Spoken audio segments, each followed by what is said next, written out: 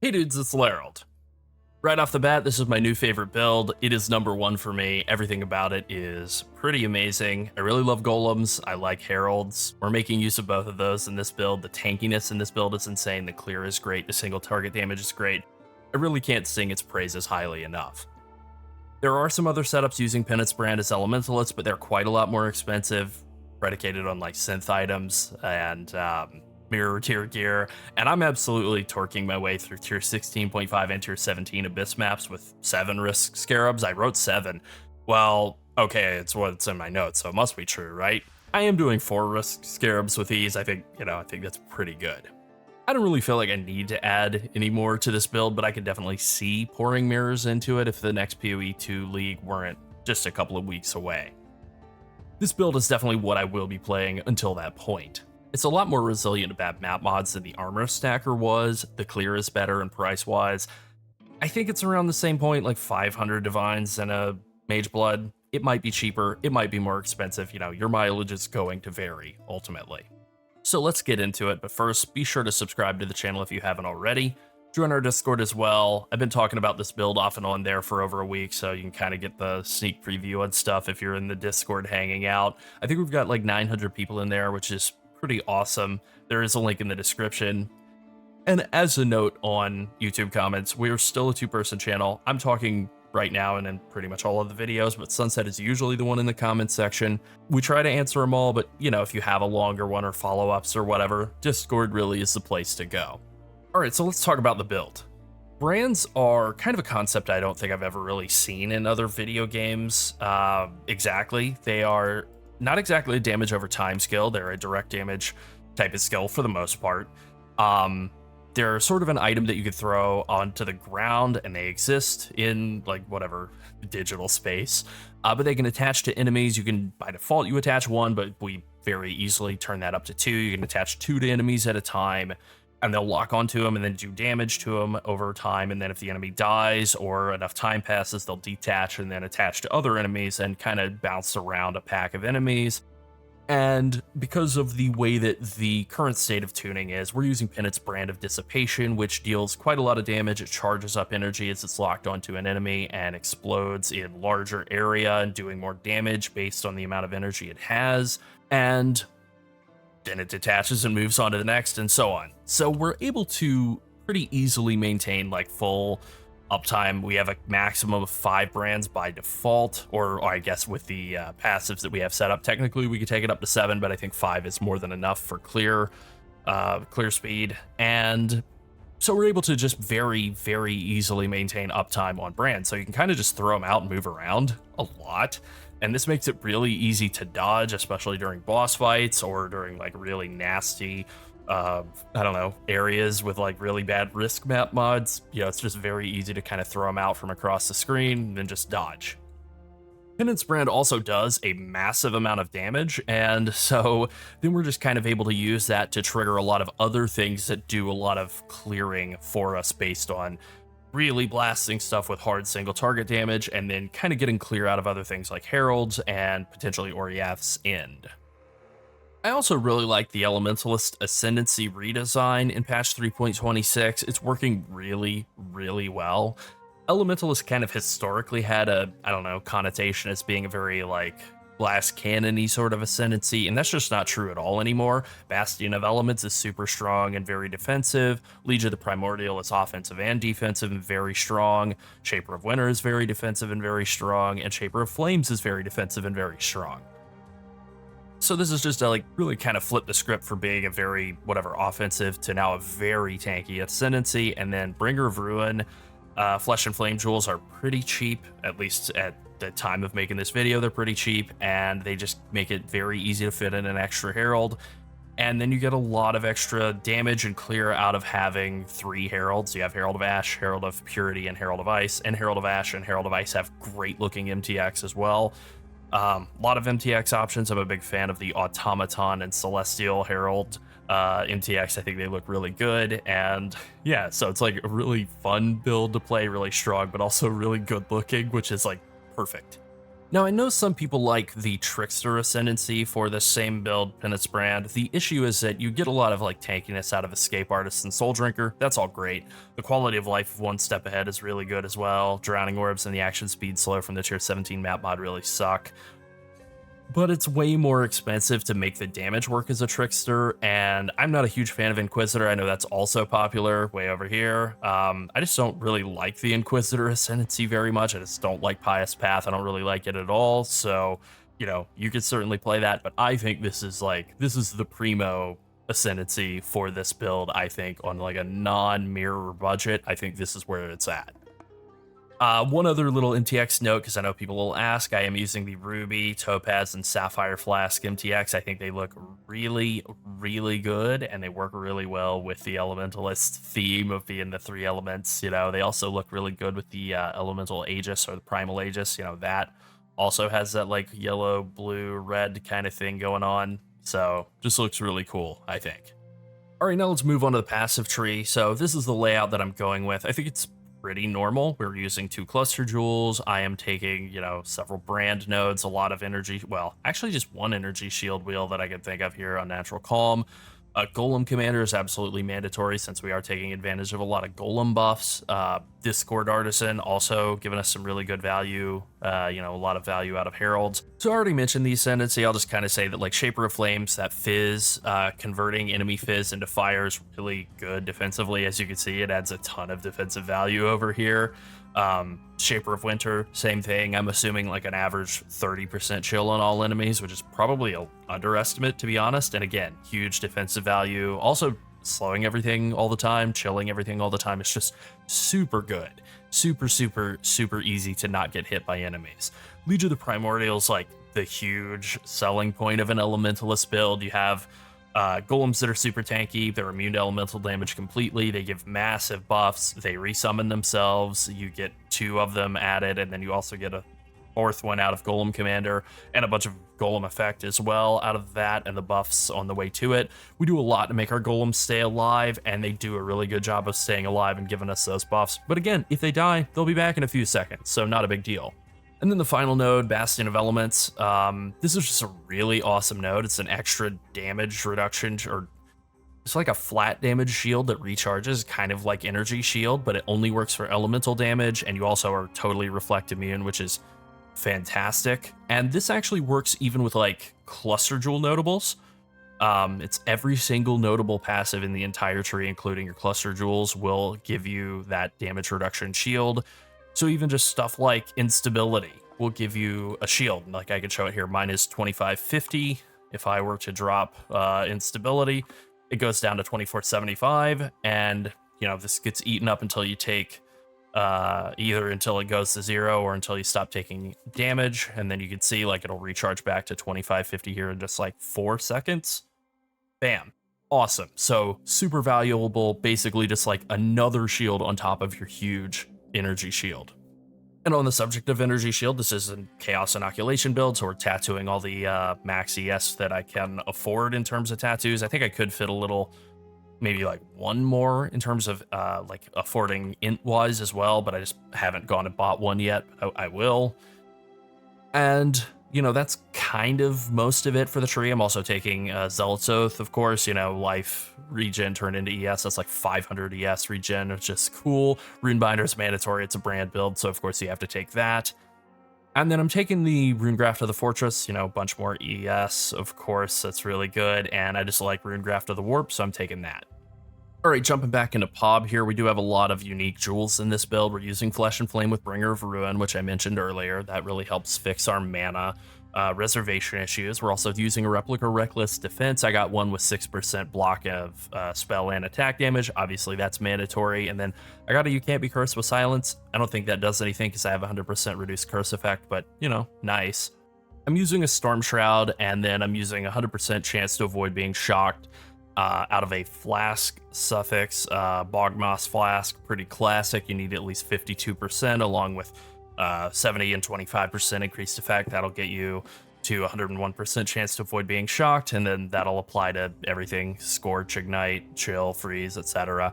You can get one of these that's corrupted to have corrupted blood immunity, but they cost like 160 to 200 divines, so pretty brutal price-wise. If you do that, then you're able to throw in like a Light of Meaning with increased energy shield in this area and get like a lot of ES out of that. The issue with doing that is that gem is also like 150 to 200 divines, so that's like 300 divines on those two gems, pretty tough. So I just went with a really well-rolled Primordial Eminence as well. 30% increased effective buffs from your golems. Golem buffs are huge. And then I got one that had Corrupted Blood can't be afflicted on you. You know, that works out. I think this cost me like 20 divines. So instead of spending like 300 to 400 divines, I spent 20. Felt pretty good and still came out with something very nice in the end. And then finally, I'm using a Watcher's Eye with ES per enemy hit while affected by Discipline. This is really huge for being able to do like less recovery rate and no regen maps and still have tons of energy shield recovery because we are hitting 10 times a second, if not more. And, you know, so that translates into just a massive amount of energy shield per second. Pretty good, right?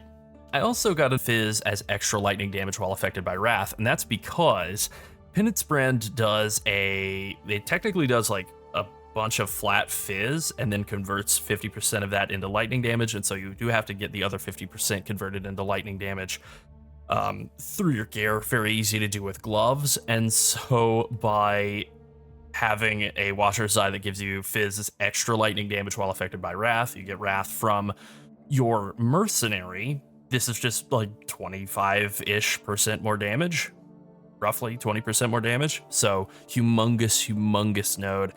Just getting an ES on hit, Watcher's Eye is like relatively cheap, an ES on hit, and then also Fizz as extra lightning damage while affected by Wrath probably adds like another 100 to 200 divines, but worth it if you can get it, for sure.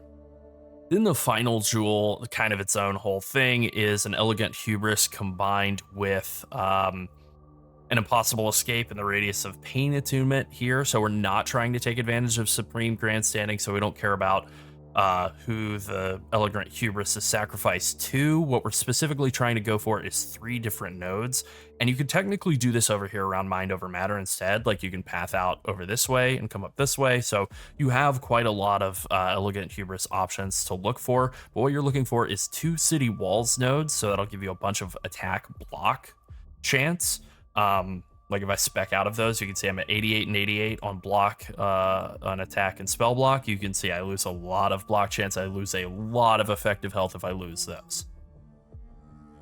So just getting an Elegant Hubris that has a couple of city walls on it is actually pretty easy. You can get them here, you can get them over here, whatever. Really not that expensive. Where this then got expensive was getting Eternal Fervor in there, 10% chance to gain a Frenzy Charge on hit. This makes it very easy to maintain full uptime on full frenzy charges, and the difference between me having and not having frenzy charges, right now I'm simming it or showing 60 million DPS. If I drop those, you know, that's a lot of damage, and there's potential to like very easily take Frenetic, get more frenzy charge, maximum frenzy charges, and duration makes it a little easier to maintain them as well. So yeah, kind of a big loss to not have that, but it did change the price on this timeless jewel from being like a couple of divines to like a couple hundred divines. So definitely very expensive. I would say the vast majority of my pricing in the build, like cost of the build, beyond the Mage Blood, it was really like the unique jewels were the biggest expense, the very fancy unique jewels, and then the helm. That's kind of it.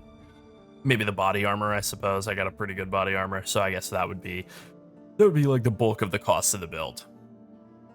All right, now let's move on to skill gems. So we're using Penance Brand of Dissipation. We're using it in a pseudo 8-link helm, so we only get 4 gems socketed together. So Swift Brand, crit damage, power charge on critical, very simple stuff. You do want 21s on all these if you can get them. Power charge on crit doesn't really matter.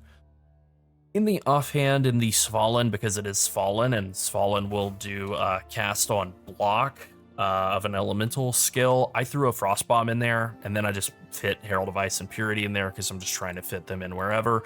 Body armor is kind of the main event here. I threw together, I actually don't have a 21 Flame Golem, not that it really matters. It doesn't affect your buff value. It just gives them more health, makes them a little tankier. The level 21 Flame Golem, when I looked, was like wildly expensive, like double-digit divines. So, you know, given that it doesn't even increase my damage, I just settled with like corrupting my own flame golem up to whatever 22 quality. That's fine. So you want to put all your 4 golems into your body armor: flame, ice, stone, and lightning. They all give buffs to you, each of them, and I can just run through them all. Stone golem gives you life regen and increased defenses. Increased defenses includes your energy shield. Life regen can be converted into energy shield regen with Zealot's Oath. Okay, that's number 1.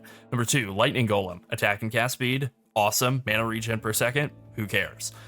3rd, ice golem, crit chance, awesome. And then 4th, flame golem, increased damage and increased area of effect. All of these are great, and the quality on all of them gives them increased buff effect. So corrupting and getting like a level 20 and 23 quality is also very good.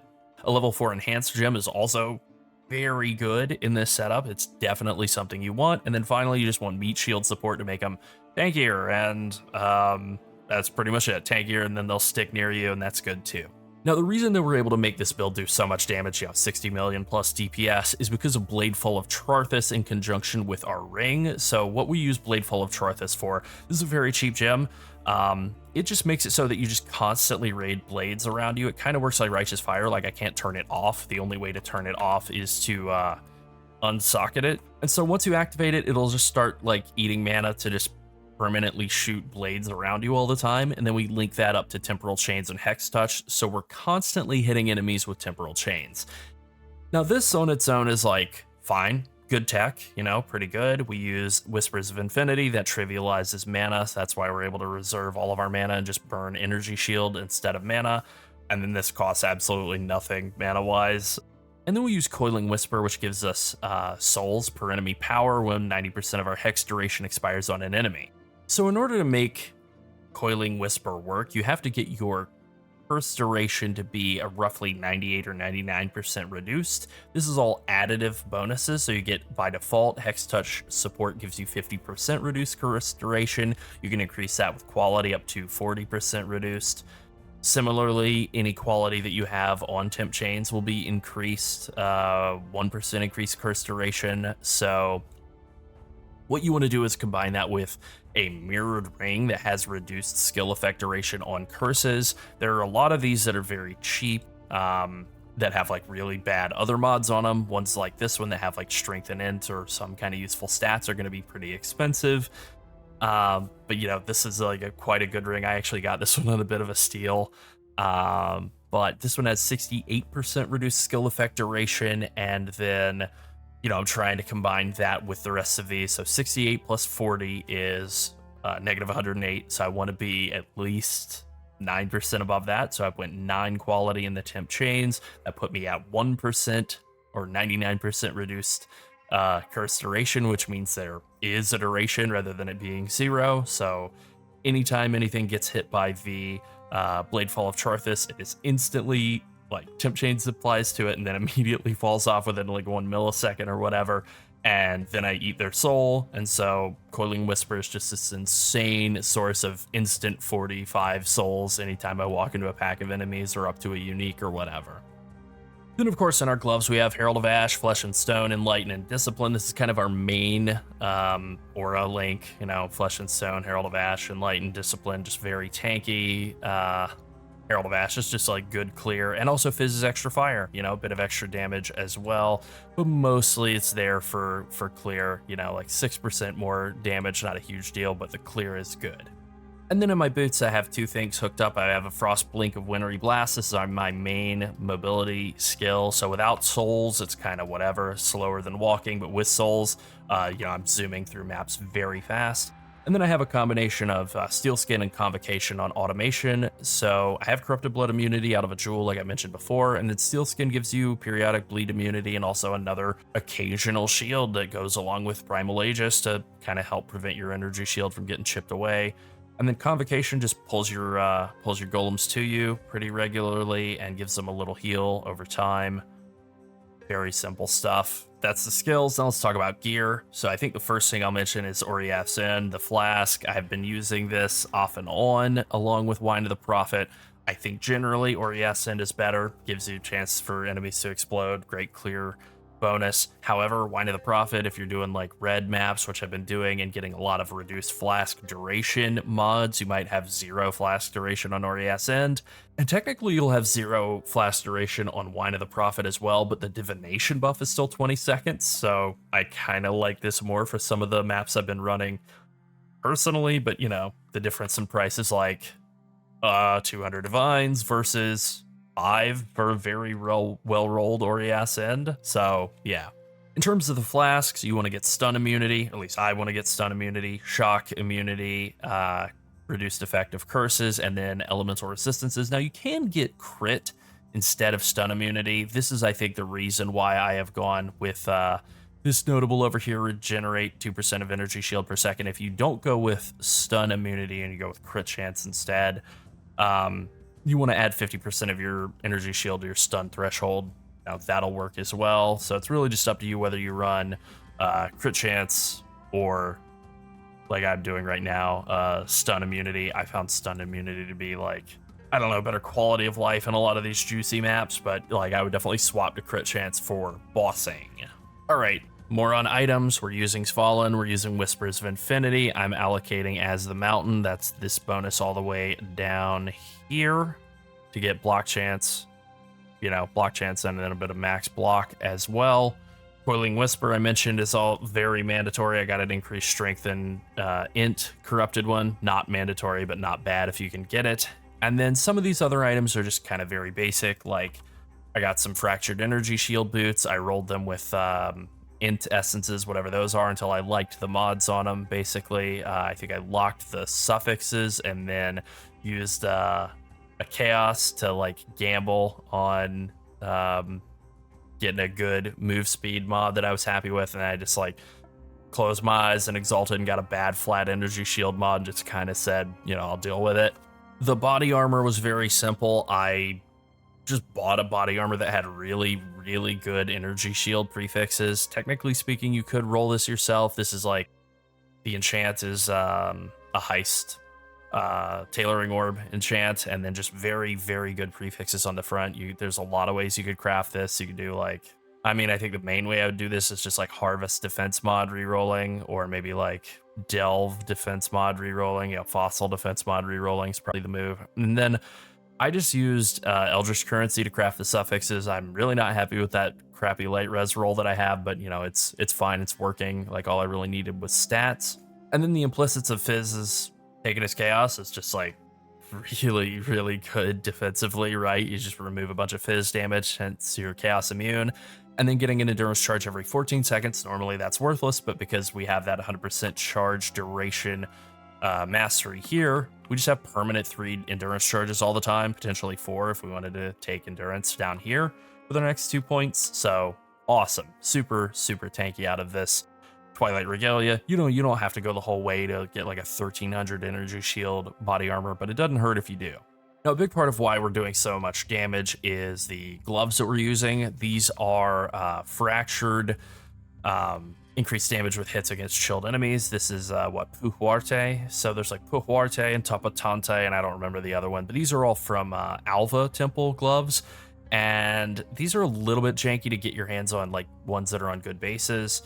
And then, you know, like potentially you could just like get ones that are on a bad base and then use the Recombinator to shove them onto a good base and then YOLO fracture them and craft them up. I ultimately just bought these, but they had crafted it with a Veiled Chaos Orb and gotten like a decent ES rolls on there, I suppose. And then they had got that Fizz converted to Lightning mod, that Unveiled mod.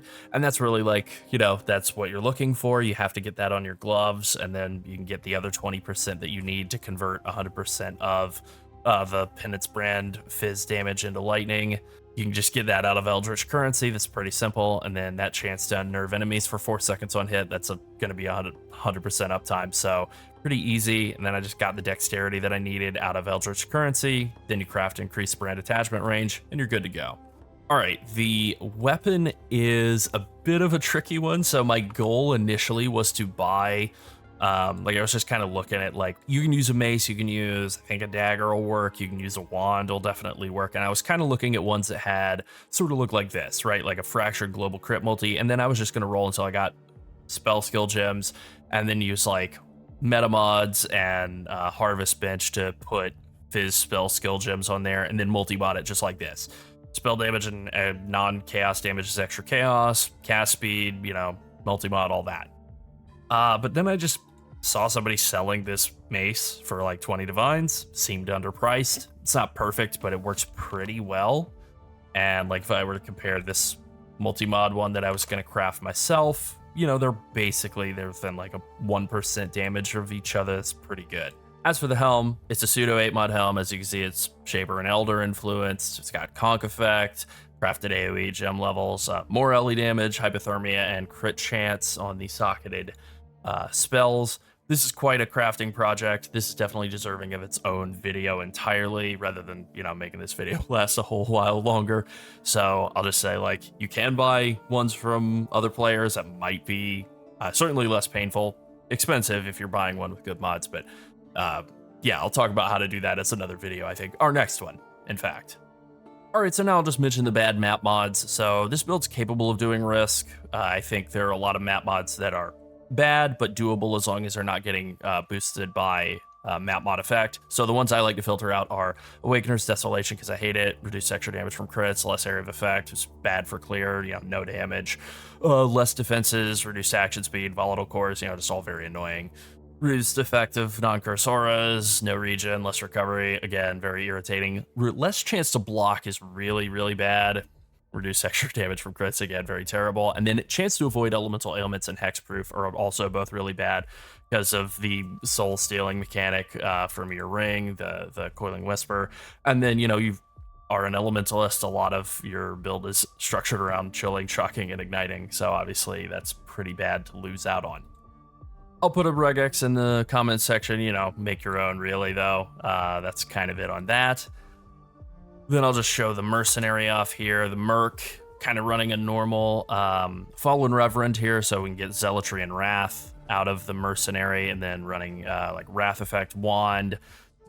Doing Doriani's prototype, standard negative 200 res stuff here. You can get away with not having to run 2 super expensive rings by using a Calandra's Touch. You put the Calandra's Touch in first, then the negative resistance ring, and that'll do.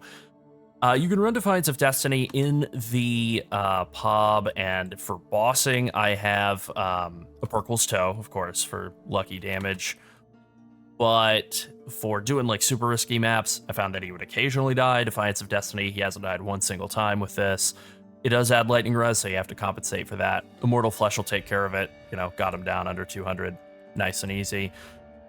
And then the rest of the stuff, you know, just like somebody in the Discord was pointing out recently that the player counts as a Pinnacle Atlas boss, or maybe the Merc does, I don't know, but the Pinnacle Atlas boss mods work, so like less recovery rate on enemies, lightning recouped his life, like that's pretty good, suppress chance. And then I'm throwing Replica Alberon's Warpath onto the Merc so that he can't deal non-chaos damage, and he can't deal anything except for lightning damage, so he can't deal any damage at all.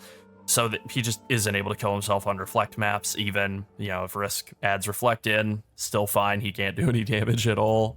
He has a bunch of minions that kind of help tank too, so you got a lot of different minions, you know, Heralds of Purity, Golems, then all of this dude's minions, and, you know, that kind of works. And that's pretty much it as far as the build goes. That's Penance brand Elementalist. It's an absolutely obscene build, one of the strongest I've ever played. Just a real delight to play, and I really love it. All right, that's it. Be sure to like and subscribe if you enjoyed the video, and join the Skipping Sleep Studio Discord so you can say hello to me and Sunset if you haven't already. And finally, thank you to all of our channel members. If you want to support us so we can keep making more PoE content, become a channel member as well. Thanks for watching. Bye.